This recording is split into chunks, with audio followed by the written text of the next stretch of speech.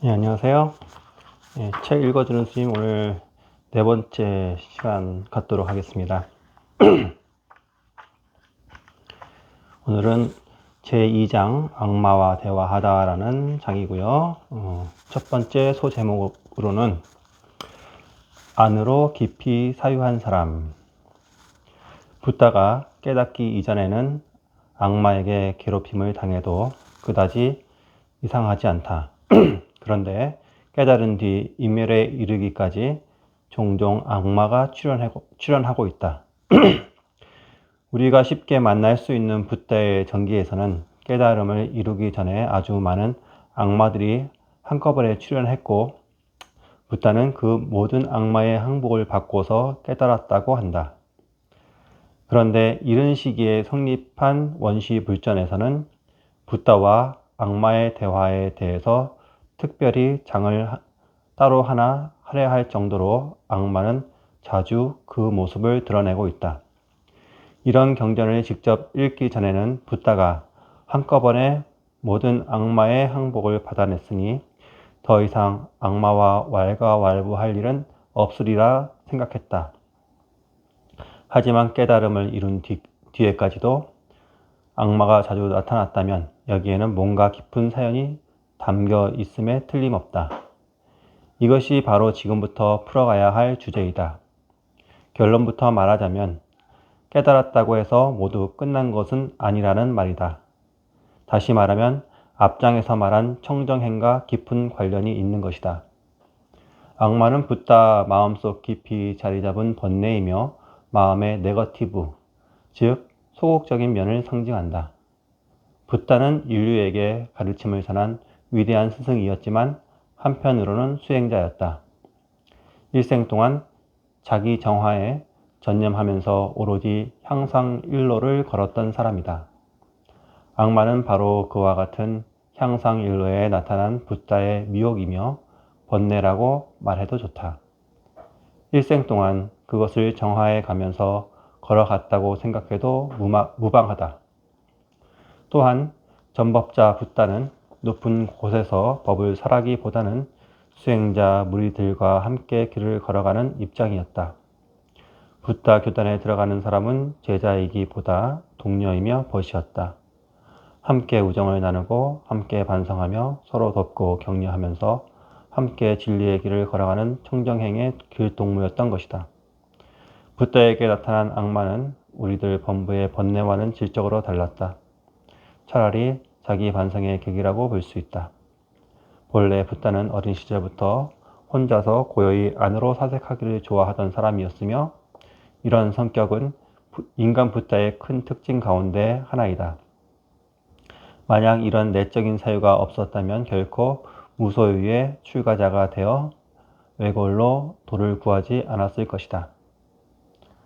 붓다가 내적으로 깊이 사색에 잠긴 일화를 경전에서 다시 찾아보자. 나는 이처럼 부유하고 이처럼 지극히 우아하고 유연했지만 이런 생각이 일어났다. 어리석은 범부는 자신이 늙어가는 자이며 또한 늙음을 피할 수 없음에도 다른 사람이 노쇠한 모습을 보면 깊이 생각에 잠겨 번민하고 치욕스럽게 여기며 혐오하고 있다. 자신에게도 일어날 일이라는 사실은 관고한 채 실은 나 또한 늙어가는 존재이며 늙음을 피할 수 없음에도 다른 사람이 노쇠한 모습을 보고서는 생각에 빠져 번민하고 치욕스럽게 여기며 혐오할 것이다. 이런 일은 내게는 어울리지 않는다라고 생각하고서 내가 이렇게 고찰했을 때 청년기에 지닐 법한 청년의 기계는 완전히 사라져 버렸다. 안구따라 니까야. 여기에서 말하는 내용은 아주 분명하다. 붓다 자신도 늙어갈 몸이다. 그런데도 세상의 노인들을 보면서 자신은 늙음과는 관계없다고 생각하고서 늙음을 혐오하고 외면하고 있다. 이런 모순된 생각이 얼마나 졸렬한지를 반성하면서 안으로 성찰하고 있던 중 완전히 절망하여 의기소침해지고 말았다고 고백하고 있다. 이런 내적인 기쁜 사색은 병듦에 대해서도 똑같은 과정을 거친다. 즉, 자신도 언젠가는 병마에 정복당할 운명을 짊어지고 있음에도 불구하고 병을 혐오하고 외면하고 있으니 이 얼마나 간사한 마음인가. 그리고 죽음에 대해서도 똑같이 반성하고 있다. 어리석은 범부는 자신이 죽는 존재이고 또한 죽음을 피할 수 없음에도 다른 사람이 죽은 것을 보면 깊이 생각에 잠겨 번민하고 치욕스럽게 여기며 혐오하고 있다. 자신에게도 일어날 일이라는 사실은 관과한 채 실은 나 또한 죽는 자이고 죽음을 피할 수 없음에도 다른 사람이 죽은 것을 보고서는 생각에 빠져 번민하고 치욕스럽게 여기며 혐오할 것이다. 이런 일은 내게는 어울리지 않는다라고 생각하고서 내가 이렇게 고찰했을 때 청년기에 지닐 법한 청년의 기계는 완전히 사라져 버렸다. 안구따라니까야. 이 이야기가 훗날 사문유관의 소재가 된 것 같다. 사문유관은 붓다가 왕자였을 때 성의 동서남북 사대문에서 각각 늙음, 병듦, 죽음을 보고 세상이 얼마나 덧없는지를 뼈저리게 느끼다가 마지막으로 출가할 수행자를 보고 감동을 받고 출가하게 된다는 일화이다. 붓다는 다른 사람의 늙음, 병듦, 죽음을 보고 혐오했다. 하지만 잘 반성해 보면 자기 역시 늙고 병들고 죽는 것을 피할 수 없다. 그럼에도 불구하고 늙고 병들고 죽는 것을 혐오하고 있다. 그리고 그 혐오하고 있는 스스로에게 역겨움을 느낀 나머지 자신에게 절망하게 되었다. 이런 반성이 몇 살 때 일어난 일인지 경전에는 밝히고 있지 않다. 하지만 필시 어린 시절부터 죽음에 대해서 대단히 민감하게 받아들였으리라 짐작할 수 있다. 물론 여느 사람도 늙고 병들고 죽는 것을 다 생각하고는 있다. 하지만 젊은 시절부터 이렇게까지 깊이 사유하는 사람은 드물 것이다. 지금은 젊고 건강하니 병들어 고생하고 있는 사람의 마음을 모른다. 죽어가는 사람을 보아도 자신과는 무관하다고 생각하고 있다. 이것이 우리들 보통 사람이다. 하지만 붓다의 내적인 성찰은 달랐다. 나 또한 일찍이 올바른 깨달음을 얻지 못한 보디사타였을 때 스스로가 태어나는 자이면서 태어날 일을 찾아다녔고 스스로가 늙어가는 자이면서 늙어갈 일을 찾아다녔고 스스로가 병드는 자이면서 병들 일을 찾아다녔고 스스로가 죽는 자이면서 죽을 일을 찾아다녔고 스스로가 근심하는 자이면서 근심할 일을 찾아다녔고 스스로가 번뇌에 물든 자이면서 번뇌에 물들 일을 찾아다니고 있었다. 맞지만 이거야. 생존을 향한 인간의 끝없는 집착에 대한 반성이 담겨 있다. 늙을 수밖에 없는 인간, 병들 수밖에 없는 인간, 죽을 수밖에 없는 인간이 그런 도리를 분별하지 못한 채 오히려 그러한 일들을 찾아다니고 있으니 이런 모순은 다시 없을 것이다. 이런 모순을 해결하려면 출가 말고는 길이 없을 것이다. 왜냐하면 인간의 삶이란 물론 출가하기 전 붓다까지 포함해서 늙을 수밖에 없는 인간, 병들 수밖에 없는 인간, 죽을 수밖에 없는 인간과의 관계 속에서 이루어지고 있기 때문이다. 붓다의 내적인 사색은 여기에서 조금 더 깊이 들어간다. 마하나마여, 내가 깨달음을 열기 이전 아직 바른 깨달음에 도달하지 못한 구도자였을 때에 다음과 같이 올바른 지혜로 여실하게 꿰뚫어 보았다. 욕망은 즐거움이 거의 없으며 괴로움이 많고 번민이 많고 거기에는 재앙만 가득 차 있다라고.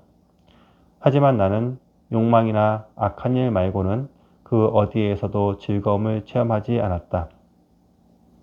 그보다도 더 좋은 일에 도달하지 않았다. 그런 까닭에 나는 욕망에 매료당하지 않았다고 말할 수 없게 되었다.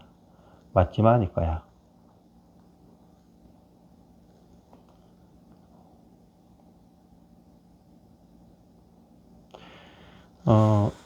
욕망은 즐거움이 거의 없고 괴로움이 많고 번민이 많고 거기에는 재앙만 가득 차 있다라고 하지만 나는 욕망이나 악한 일 말고는 그 어디에서도 즐거움을 체험하지 않았다. 우리가 다 이렇게 살고 있죠. 머리로는 그 욕망이 결과적으로 안 좋다는 걸 알면서도 그 욕망에서 벗어나지 못한 채로 우리 모두가 그렇게 살고 있죠. 분명 이러한 내적 사색은 출가한 뒤에 일어났을 것이다. 하지만 출가 전에 이렇게 생각했다고 봐도 그리 큰 문제는 없다. 출가하기 전 붓다가 어떤 생활을 했는지 우리는 정확하게 알 수 없다. 하지만 왕궁에서 아주 호화롭고 사치스러운 생활을 했던 기록을 경전 곳곳에서 만날 수 있다. 그러나 붓다는 말한다. 그러한 세속에서의 모든 사치도 인간의 궁극적인 삶의 보람이 될 수는 없었다. 늙고 병들고 죽는 것에 대한 내면의 성찰과 그 모순은 아무리 욕망으로 채워도 해결할 수는 없다. 욕망의 충족은 일시적으로 자신을 즐겁게 해줄지 몰라도 인간의 근본적인 괴로움인 늙음과 병듦과 죽음의 고통까지 낫게 해주지는 못하기 때문이다.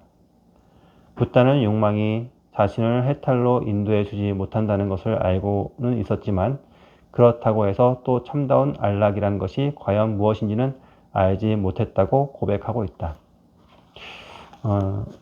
부처님 당시에도 그랬겠고 지금도 요즘 근래가 우리나라가 가장 살기 좋은 시절이잖아요.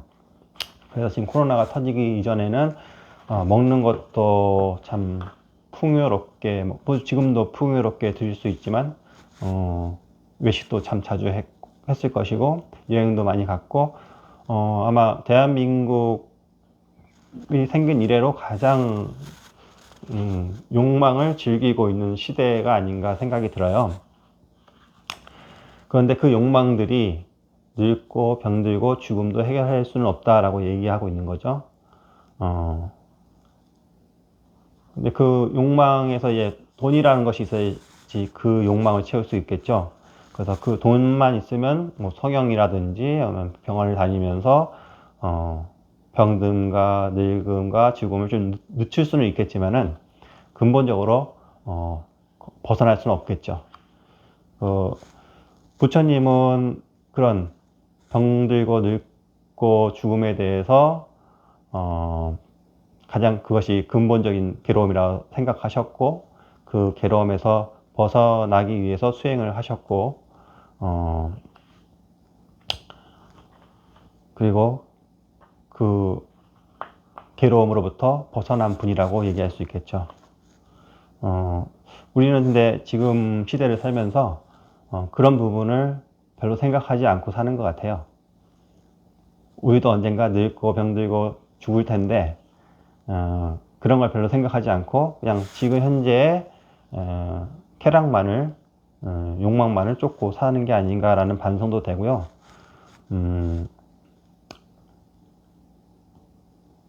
지금 제가 이제 사람들 만나면서 지금 즐길 수 있을 때 즐기라는 말도 하거든요. 그런데 그 즐기기만 해서는 안 될 것 같아요. 그 즐길 수 있을 때 즐기는 것도 좋지만 그 진짜 근본적인 괴로움에서 벗어날 수 있는 공부라는 것을 좀 해봤으면 좋겠고요. 뭐 저도 계속 공부 중이긴 하지만 근본적인 괴로움에서 근본적인 괴로움이 뭔지 좀 생각해보는 기회들이 있었으면 좋겠어요. 그래야지 괴로움을 느껴야지만 괴로움으로부터 벗어나고자 하는 마음이 생길 거 아니에요. 그래서 이제 자아 성찰이 중요한 거죠. 지금 정말로 내가 행복한 것인가? 이렇게 사는 것이 맞는 것인가? 그런 생각을 해봐야지만 어떻게 살 것인가를 생각해 보지 않을까 그런 생각을 해봅니다. 예. 다음 한 단락 더 읽고 오늘은 마치도록 하겠습니다. 악마가 나타나다라는 제목입니다.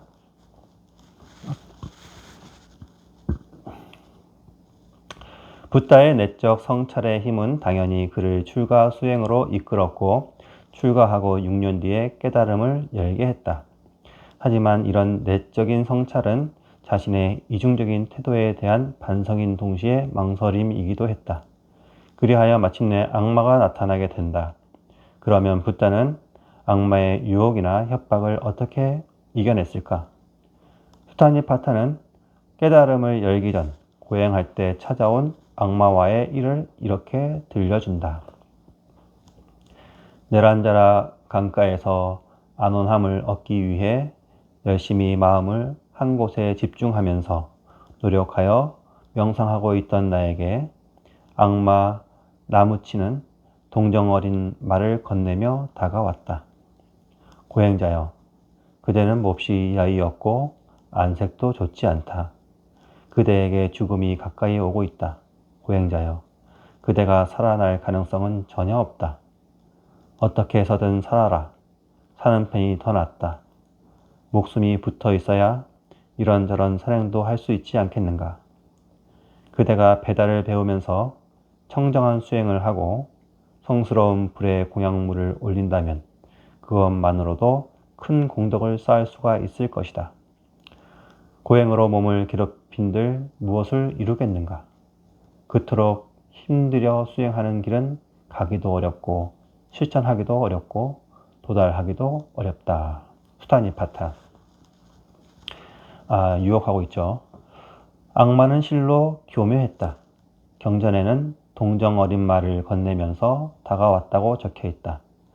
목숨을 걸고 수행에 전념하는 붓다에게 악마가 접근하는 모습이 너무나도 생생하게 그려져 있다. 우선 살고 봐야 한다. 목숨이 없으면 아무런 선행도 할 수 없지 않겠는가. 목숨을 지켜라. 악마는 이렇게 유혹하고 있다. 보통 저도 그렇고 보통 우리라면은 나 넘어가겠죠.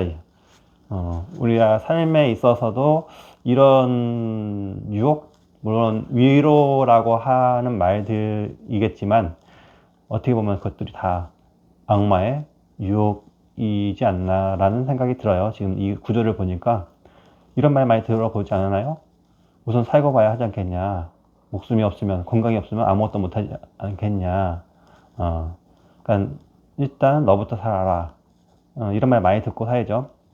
그것이 아마 우리 일반 중생들에게는 큰 도움이 되는 말일 수도 있겠는데 이 깨달음을 얻고자 하는 붓다에게는 유혹이었던 거겠죠. 붓다는 고행을 하면서도 과연 고행이 자신을 궁극의 목표로 이끌어 줄 수 있을지 자신이 없었다. 자연히 좀 더 올바른 다른 길이 있지는 않을까 하는 생각을 떨칠 수 없었던 것이다. 악마는 더욱 세차게 유혹하고 있다. 배달을 배우면서 라는 달콤한 권유는 뿌리치기 어려운 현실적인 유혹이다. 당시 붓다는 전통적인 바라문교의 수행법과는 다른 길을 걷고 있었다. 지금 자기가 하고 있는 사문들의 수행법보다 예부터 행해왔던 바라문의 행법이 더 권위가 있었던 것이다. 그래서 이렇게 검증이 안 된 수행에 전념하느니 예전대로 제물을 바치며 신에게 기도하는 바라문의 공희행이나 올리며 지내는 것이 더 올바른 길은 아닐까 망설인 것도 무리는 아니다. 여기에서 붓다는 결연하게 악마의 유혹을 물리친다. 오 게으른 자의 친척이여, 사악한 자여, 그대가 여기에 온 목적은 무엇인가? 그대가 말하는 그 좋은 공덕이 아무리 좋다 해도 내게는 더 이상 쓸모가 없다. 그런 말은 선업의 공덕을 추구하는 사람에게나 가서 하라. 내게는 신념이 있고 노력이 있고 또한 지혜가 있다. 이토록 마음을 집중하여 노력하고 있는 내게 그대는 어찌하여 생에 대한 애착을 권하고 있는가? 정진에서 일어난 이 바람은 강물마저도 말릴 것이다. 오로지 마음을 집중하여 정진하고 있거늘 내 몸의 피가 어찌 고갈되지 않겠는가? 몸의 피가 말라 버린다면 담즙도 가래도 말라 버릴 것이다. 몸뚱이가 가라앉으면 마음은 점점 맑아질 것이다. 그러면 나의 생각과 지혜와 고요한 마음은 차츰 평온의 경지에 견고하게 머물게 되리라. 나는 극심한 고통을 묵묵히 감수하면서 안주해 있다. 그러므로 내 마음은 어떤 욕망에도 끄달리지 않는다. 보아라, 내 몸과 마음의 드맑음을. 수타니파타. 스스로를 정화하기 위해 그토록 애쓰던 붓다가 보아라, 내 몸과 마음의 드맑음을 이라고 외치고 있는 대목이 참으로 인상적이다. 이것이 미혹의 원흉인 악마에게 던진 붓다의 대답이었다. 붓다는 그 후 고행을 부렸지만 심신을 정화한다는 의미에서 고행도 어느 정도는 효과가 있다고 말할 수 있다. 붓다가 고행을 벌인 것은 고행이 무의미하기 때문만은 아니었다. 훗날 붓다는 자신이 고행을 벌인 것을 여러 번 강조했는데 그 이유는 고행이 무의미해서가 아니라 고행의 한계를 알았기 때문에 멈추었던 것이다. 아무리 몸을 혹독하게 굴리면서 대답을 구해도 몸 자체가 깨달음의 토대이기 때문에 몸을 부정하고서 깨달음을 구한다는 것은 엄청난 모순이다. 그러나 고행도 비록 궁극적인 길은 아니지만 자기 정화에는 어느 정도 쓸모가 있다고 말할 수 있다. 고행도 청정행의 어느 단계까지는 유효했던 것이다. 마침내 악마는 이런 말을 남기고 붓다 곁을 떠나갔다. 나는 7년 동안이나 그대를 따라다녔다. 그러나 나는 주의를 충분히 기울이고 있는 정각자에게서 어떤 허점도 찾을 수 없었다. 깨달음의 완벽한 경지에 이른 자여, 어느 날 까마귀 한 마리가 큰 비계덩어리 같은 바위로 날아왔다. 까마귀는 바위 주위를 서성거리며 말했다.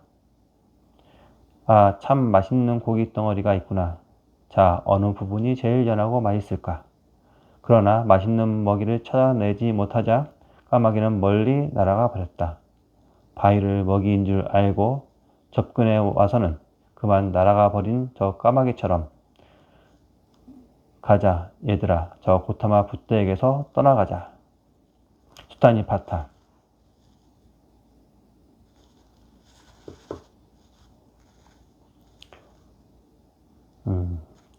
여기에 등장하는 악마 나무치는 리그베다나 서사시에 나오는 악마인데 일찍이 인드라신, 제석천과 싸워 패한 전력을 갖고 있다. 이것이 불교 경전에서는 죽음의 신 마라로 동일시되었고 여기에 등장하게 되었다. 이 수타니파타의 악마 이야기는 붓다의 내적인 성찰력을 의미하기도 하지만 다른 한편으로는 당시 사회 분위기를 반영하고 있다. 바라문교에서는 세속적인 제사를 존중했지만 붓다는 인간의 내면을 깊이 탐구해 들어가서 그곳에서 새로운 삶의 방식을 창조적으로 만들어냈다. 그것이 붓다의 청정행이라고 불리는 자기 정화의 길이다. 때마침 도시에서는 상공업과 화폐 경제가 발달해서 많은 부가 도시로 흘러 들어왔다. 상공업자가 경제의 실권을 장악하자 이들을 위한 새로운 가치관이 요구되고 있던 시기였다. 그런 도시 가운데 하나가 바로 마가다국이었고 이 도시 근처에서 깨달음을 열었던 붓다는 당연히 이와 같은 시대 변화의 공기를 마시고 있었다.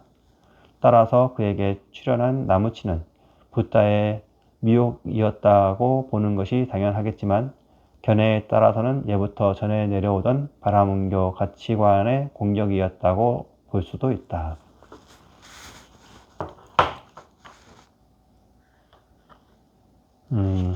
우리 삶의 유혹은 시시때때로 자주 다가오죠. 근데 그것을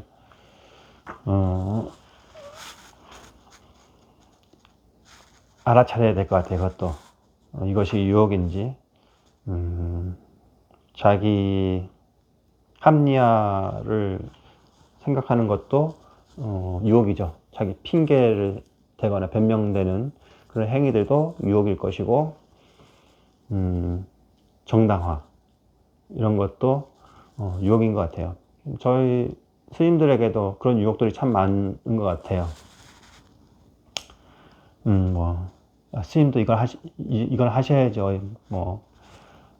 스님도 사람인데, 저도 그런 유혹에 잘 이겨내지 못하고 있는 승려인 것 같은데, 좀 반성되는 내용인 것 같기도 해요. 어떻게 보면은 그런 것들이 다 유혹이죠. 스님들에게도. 또 일반인들에게도, 요즘 영화나 드라마들 보면은 권력기관에서도 비리, 이런 걸 이제 소재로 삼는 것들이 있잖아요. 그 비리를 저지른 부패, 비리, 그리고 범죄를 저지른 사람들은 다 이유가 있어요.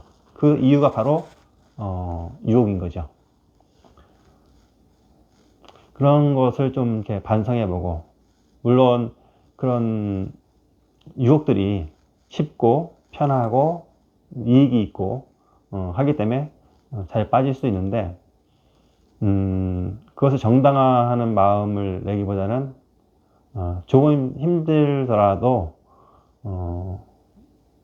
바른 길을 선택할 수 있는, 바른 길을 선택할 수 있는 그런 마음의 근육이 좀 커졌으면 좋겠고, 그런 힘들이 좀 대중화되고 일반화되어서 진짜 착한 사람들이 이제 당당하게 살 수 있는 그런 세계가 됐으면 좋겠어요. 지금은 학교에서도 힘있고 또 부모가 잘 나가는 애들은 어떤 범죄를 저질러도 잘못을 못 느끼고 악한 행위를 하는데, 거기에 대해서 물론 이 사회 이슈도 되긴 하지만 그렇게 좋은 결과는 못 들어본 것 같아요. 이슈 하나하나 다 얘기할 수 없지만은 실망스러운 부분들 많이 있잖아요. 근데 그것이 누가 해주길 기다리는 것보다 나부터 올바른 것은 내가 어떤 유혹에도 빠지지 않고 내가 스스로 바른 길로 가도록 노력해야 되고, 또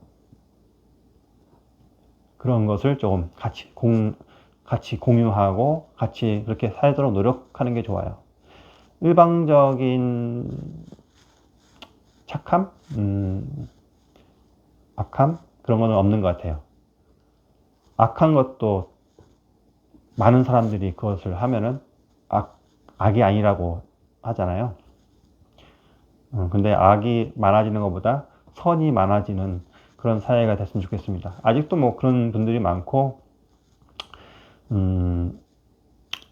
그래도 아직은 살만한 세상인데, 그래도 좀 더 삶의 희망이라든지 또 뭐 기분 좋음, 그냥 삶이 나도 좋고 상대도 좋고 그냥 잘 사라지고 조금 마음 편하게 살았으면 좋겠어요. 누구나.